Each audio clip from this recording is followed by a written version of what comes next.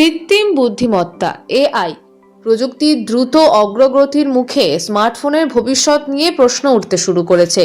গত 2 দশকে ডিজিটাল দুনিয়ায় মানুষের প্রবেশদ্বার হিসেবে যে ডিভাইসটি একচ্ছত্র আধিপত্য বিস্তার করেছে, সেই আইফোন ও অ্যান্ড্রয়েড চালিত স্মার্টফোন ব্যবস্থায় আজ চ্যালেঞ্জের মুখে। দ্য ইকোনমিস্ট জানিয়েছে, ওপেন এআই, মেটা ও অ্যামাজনের মতো প্রযুক্তির জায়ান্টরা নতুন এমন এআই চালিত ডিভাইস নিয়ে কাজ করছে যা স্মার্টফোনের বিকল্প হয়ে উঠতে পারে। সম্প্রতি এক সাক্ষাৎকারে ওপেন এআই এর প্রধান স্যাম অল্টম্যান এবং ডিজাইনার স্যার জনি আইভ ইঙ্গিত দিয়েছেন তারা এমন একটি ডিভাইস নিয়ে কাজ করছেন যার ব্যবহার অভিজ্ঞতা বর্তমান স্মার্টফোনের মতো হবে না। অল্টম্যান স্মার্টফোন ব্যবহারের অভিজ্ঞতাকে নিউ ইয়র্কের ঝলমলে আলো ও শব্দে ভরা টাইম স্কোয়ারে হাঁটার সঙ্গে তুলনা করেছেন। তাদের এই মন্তব্য ইঙ্গিত দেয় স্মার্টফোনের বাইরে নতুন কিছু আসছে। বর্তমানে স্মার্টফোন বাজার কার্যত একটি দ্বৈত আধিপত্যের অধীনে। অ্যাপেলের আইফোন এবং গুগলের অ্যান্ড্রয়েড, এই দুই প্রতিষ্ঠানের পারস্পরিক সহযোগিতাও বাড়ছে। চলতি মাসেই ঘোষণা এসেছে অ্যাপল তাদের সিরি ভয়েস অ্যাসিস্ট্যান্ট উন্নত করতে গুগলের জেমিনি এআই মডেল ব্যবহার করবে। তবু এই সহযোগিতা প্রতিদ্বন্দ্বীদের থামাতে পারছে না। ওপেন এআই জানিয়েছে তারা চলতি বছরের দ্বিতীয়ার্ধে তাদের নিজস্ব ডিভাইস উন্মোচনের পথে রয়েছে।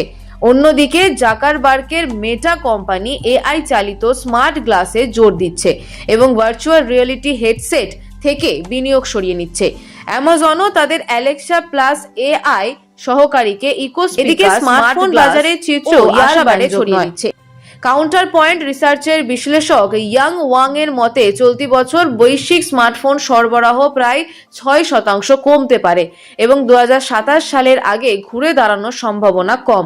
মেমোরি চিপের দাম বৃদ্ধি, সেমিকন্ডাক্টর ফাউন্ড্রি সংকট এবং এআই চিপ নির্মাতাদের অগ্রাধিকার, সব মিলিয়ে চাপ বাড়ছে নির্মাতাদের ওপর। চ্যালেঞ্জারদের আরেকটি বড় লক্ষ্য হলো অ্যাপ স্টোর ভিত্তিক কমিশন ব্যবস্থার বাইরে যাওয়া। অ্যাপেলের 30% পর্যন্ত কমিশন দীর্ঘদিন ধরেই ডেভেলপারদের ক্ষোভের কারণ।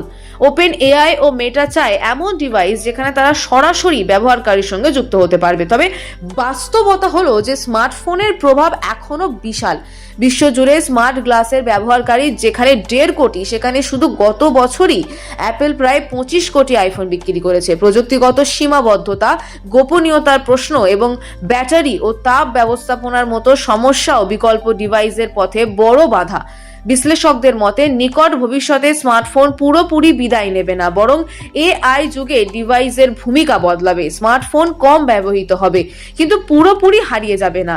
যেমন স্মার্টফোন আসার পরও ব্যক্তিগত কম্পিউটার বিলুপ্ত হয়নি, তেমনি এআই ডিভাইসের উত্থানেও স্মার্টফোন টিকে থাকতে পারে নতুন রূপে।